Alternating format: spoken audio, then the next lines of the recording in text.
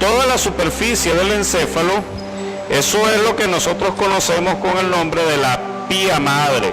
Fíjense que, a diferencia de la dura madre, que es de consistencia muy fuerte, la pía madre es una membranita frágil, fácil de romper, y que además de eso es la que tapiza internamente o tapiza la superficie de los hemisferios cerebrales.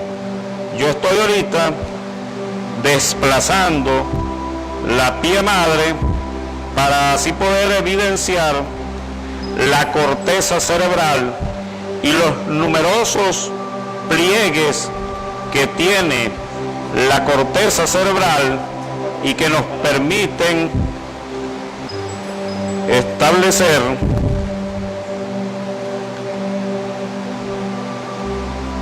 una sistematización anatómica y funcional de la corteza cerebral.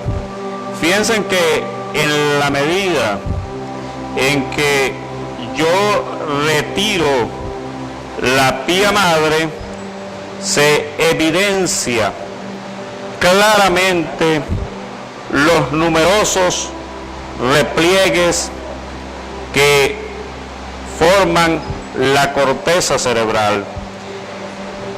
Estos repliegues en un cerebro joven no van a presentar estas aberturas tan pronunciadas, sino que los repliegues están más apelotonados. En la medida en que envejecemos, nuestro cerebro, nuestra corteza cerebral, desgraciadamente, se atrofia. Y esa es la razón por la cual entonces ya nuestras facultades intelectuales, como es el caso de la memoria, comienza a fallar. Una vez que hemos quitado la pía madre de la corteza cerebral, se pueden ver los numerosos repliegues que se forman en la corteza cerebral. La corteza cerebral está constituida por un manto de sustancia gris, la cual en el proceso evolutivo ella ha aumentado de volumen, pero lo ha hecho en un espacio, como es el caso del neurocráneo, que se ha quedado rígido, ha crecido el contenido y el continente mantiene su tamaño. Entonces la naturaleza utilizó como estrategia que produjo estos repliegues para poder así tener la capacidad de aumentar su volumen. Si yo agarro la corteza cerebral y la plancho, va a tener el tamaño de una funda. En este momento me preparo para separar los dos hemisferios. En este caso voy a hacer una incisión que pasa justamente por donde está la incisura interhemisférica. En esa incisura interhemisférica se introduce este repliegue de la dura madre, que en este momento extraigo y que se conoce con el nombre de la hoz del cerebro. Observen ustedes que la hoz del cerebro, llamada así por tener la forma de una hoz, de una guadaña, ella es un repliegue que aquí en su borde inferior es un borde libre. Aquí en la parte anterior ella se adhiere al proceso Crista-Galli, y en su borde superior se fija a todo lo largo de la bóveda craneana, formando junto con un surco que está en el plano medio sagital de la bóveda craneana el famoso seno longitudinal superior. En esta parte, en este borde, la hoz del cerebro se continúa con la tienda del cerebelo de esta forma.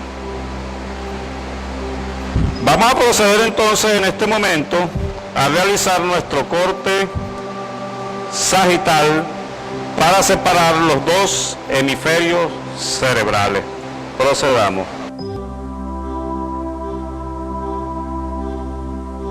Al realizar la separación de los hemisferios cerebrales, lo que hemos hecho es seccionar un puente de sustancia blanca que estoy señalando acá en este momento, que corresponde al cuerpo calloso. El cuerpo calloso, repito, es un haz de fibras blancas que sirve de puente entre el hemisferio cerebral derecho y el hemisferio cerebral izquierdo. Toda la información que le llega al hemisferio cerebral izquierdo pasa al hemisferio cerebral derecho a través de este puente de sustancia blanca y viceversa. Es necesario que ambos hemisferios cerebrales estén informados de todo lo que le llega a ellos. Una vez que nosotros hemos separado los hemisferios cerebrales, entonces podemos reconocer anatómicamente las siguientes caras en los hemisferios cerebrales. Esta cara corresponde a la cara medial de los hemisferios cerebrales.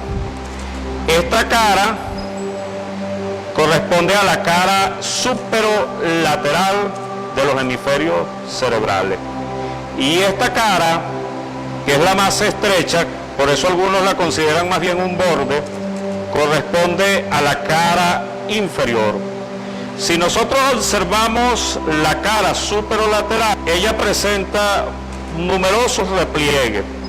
Sin embargo, esos repliegues nos presentan y se repiten de manera constante, de tal manera que yo puedo hacer una sistematización de la corteza cerebral, tomando en cuenta esos surcos y estos repliegues, estas elevaciones que las voy a llamar girus, para poder hacer una sistematización anatómica y funcional de la corteza cerebral. Observen ustedes que aquí en la cara superolateral está este surco que se evidencia por ser el más profundo de los surcos. Ese surco se conoce con el nombre del surco central. Y también está otro surco acá, en este sentido, el cual lo vamos a identificar como el surco lateral. Entonces, surco lateral y surco central son dos factores, dos elementos que me permiten a mí hacer una sistematización anatómica y funcional de la corteza cerebral. Todo lo que está por delante del surco central, en este caso esta área, pertenece al lóbulo frontal. Todo esto es lóbulo frontal, que se continúa aquí en la cara inferior y aquí en la cara medial. Todo lo que está por detrás de este surco central, pero por encima del surco lateral, me refiero a esta área, es el lóbulo occipital y lóbulo parietal, y todo lo que está por debajo del surco lateral corresponde al lóbulo temporal. Si yo separo el surco lateral y lo desplazo, me voy a dar cuenta de que en su interior hay una parte de la corteza cerebral que está ahí como escondida, está como aislada, representa una isla, y por eso se le ha dado el nombre a esto del lóbulo de la ínsula. El lóbulo de la ínsula. Para observarlo es necesario separar los labios que forman al surco lateral. Esto que les estoy señalando en estos momentos acá. Si nosotros observamos los hemisferios cerebrales en su cara medial, nos vamos a dar cuenta de que también presenta numerosos surcos y presenta esta estructura que se conoce con el nombre del cuerpo calloso, típica de este corte. Inclusive el cuerpo calloso se le describe esta parte posterior y abultada, que es el esplenio. Esta es la parte que corresponde al tronco, y aquí se dobla a manera de una rodilla y se conoce así como la rodilla del cuerpo calloso. Fíjense ustedes que en el cuerpo calloso vamos a encontrar esta membranita translúcida y muy frágil, fácil de romper. Esa membranita corresponde al septum pellucidum. Observen ustedes que ese septum pellucidum va a representar la pared medial de unos agujeros que se encuentran en los hemisferios cerebrales. Si hacemos un recordatorio del desarrollo embriológico del sistema nervioso, en principio se forma como un tubo. Y ese tubo, ese hueco, se conserva en el adulto, formando lo que nosotros conocemos con el nombre de los ventrículos. En este caso, las cavidades llenas de un líquido, el líquido cefalorraquídeo o cerebroespinal, como se conoce ahora en la nomenclatura nueva. Esos agujeros corresponden, en el caso de los hemisferios cerebrales, a los ventrículos laterales. Acá donde yo estoy desplazando la pinza sería uno de los ventrículos laterales. Fíjense que los ventrículos laterales tienen como techo al cuerpo calloso. Y fíjense que yo puedo introducir la pinza a cierta profundidad aquí en la parte posterior, ¿verdad? Porque esos ventrículos se prolongan hacia atrás, hacia el lóbulo occipital, y sería su prolongación posterior, y se prolonga también aquí hacia adelante, y esta sería su prolongación frontal. Y esos ventrículos laterales están separados. Esto forma la pared medial de los ventrículos laterales, el septum pellucidum. En la cara medial de los hemisferios cerebrales se observan numerosos repliegues, y al igual que como describí en la cara superolateral, hay algunos surcos que se nos presentan de manera constante. Aquí podemos identificar claramente este surco que es como un cinturón alrededor de las estructuras medioencefálicas. Por eso es que, como él es como un cinturón, se le dio el nombre del surco del cíngulo. El surco del cíngulo. Y esta área de corteza cerebral que se encuentra por debajo del surco del cíngulo y por encima del cuerpo calloso es el gyrus del cíngulo. Aquí podemos observar una prolongación del surco central que está en la cara superolateral, pero que se nos proyecta aquí a nivel de la cara medial de los hemisferios cerebrales. Y hay que resaltar por la trascendental importancia que tiene que en la parte posterior, esto ya vendría a ser el lóbulo, la cara medial del lóbulo occipital, hay un surco muy profundo que corresponde a lo que nosotros conocemos con el nombre de la cisura calcarina. En la actualidad se sabe con exactitud que la corteza cerebral tiene áreas de especialización.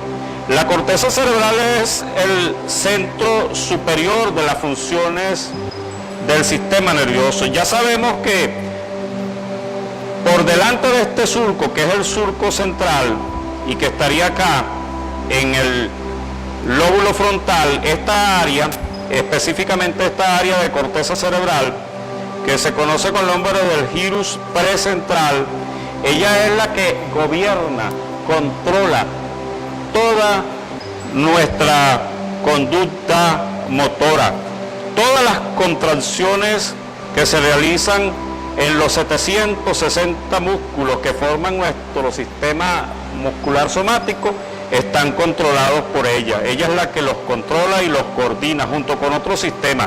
Ella está aquí en la cara superolateral de los hemisferios cerebrales y se proyecta inclusive aquí en la cara medial. Esa es el área motora primaria. Por delante del área motora primaria hay una área premotora. En esa área premotora, que es como la zona donde se realiza la planificación de los movimientos musculares que yo voy a ejecutar para después entregárselo al director ejecutivo, que es el que va a realizar en última instancia la acción, que es el gyrus precentral. Aquí mismo, en esta área precentral, está una área destinada para los movimientos del globo ocular. Se llama el área motorocular. También está una área para controlar la parte que corresponde al lenguaje escrito y al lenguaje oral. Por detrás del surco central, en esta elevación que corresponde al gyrus postcentral y que ya pertenece al lóbulo parietal, esta es el área sensitiva primaria.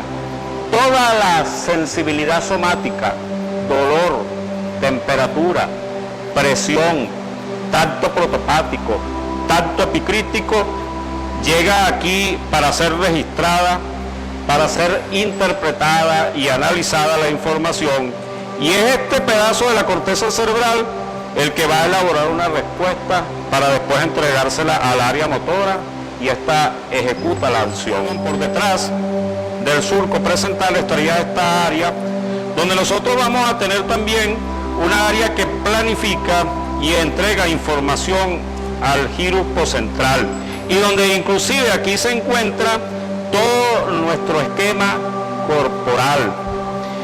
Aquí, en este lóbulo que está por debajo del surco lateral, se encuentran entre estos gyrus el área primaria de la audición. Toda la información que recogen nuestros receptores auditivos van a ser registrados en este gyrus, y es aquí donde se analiza, se interpreta y se elabora una respuesta. En la parte que corresponde a la cara medial, esta área que está identificada como el surco del cíngulo y que sumada a otros componentes, nosotros vamos a llamarlo el lóbulo límbico, es donde se encuentra el sustrato anatómico y fisiológico de las emociones, de nuestra vida afectiva, de nuestras conductas instintivas. Y aquí, en este surco, que es prolongación del surco central, vamos a encontrar el lobulillo paracentral, que es una prolongación del área motora y del área sensitiva en la cara medial. En este surco que se encuentra en la cara medial del lóbulo occipital, que es la cisura calcarina, en esos labios de la cisura calcarina es donde se encuentra el área primaria de la visión. Ahí es donde va a llegar toda la información que capta la retina, donde se encuentran nuestros fotorreceptores, y es aquí donde esa información es interpretada, analizada y se elabora una respuesta. Y en esta parte que está aquí, que corresponde a la cara medial del lóbulo frontal o prefrontal, junto con la que se proyecta aquí en la cara superolateral y en la cara inferior, es ahí donde se encuentra el área de la personalidad del individuo. Es aquí donde se encuentra el esquema de nuestro comportamiento social e instintivo. Fíjense ustedes que los hemisferios cerebrales tienen una especialización funcional, la cual hemos identificado a grosso modo, pero esa información que le llega a la corteza cerebral no le llega de manera independiente, sino que está perfectamente integrada para ejecutar las funciones de más alto nivel, que es lo que le corresponde al la corteza cerebral. En la corteza cerebral es donde se encuentra el área del lenguaje. Aproximadamente aquí estaría el área de la sensibilidad del lenguaje, el área sensitiva. En esta área, que fíjense ustedes que fue colocada en una especie de encrucijada donde converge el lóbulo occipital, el lóbulo temporal y el lóbulo parietal, es donde se piensa en palabras. Algunos consideran que ese es el centro de nuestra inteligencia. Aquí puede ser que es donde esté ubicada la razón y la lógica, nuestro pensamiento abstracto, nuestro pensamiento más elevado. Es aquí donde yo pienso en palabras y elaboro conceptos para que después se la pase al área motora que está aquí, y entonces el área motora establece un patrón, una especie de planificación, y se la entrega entonces al área motora primaria, y es esta la que hace que se ejecuten la cantidad de músculos y de estructuras viscerales necesarias para la emisión de la voz.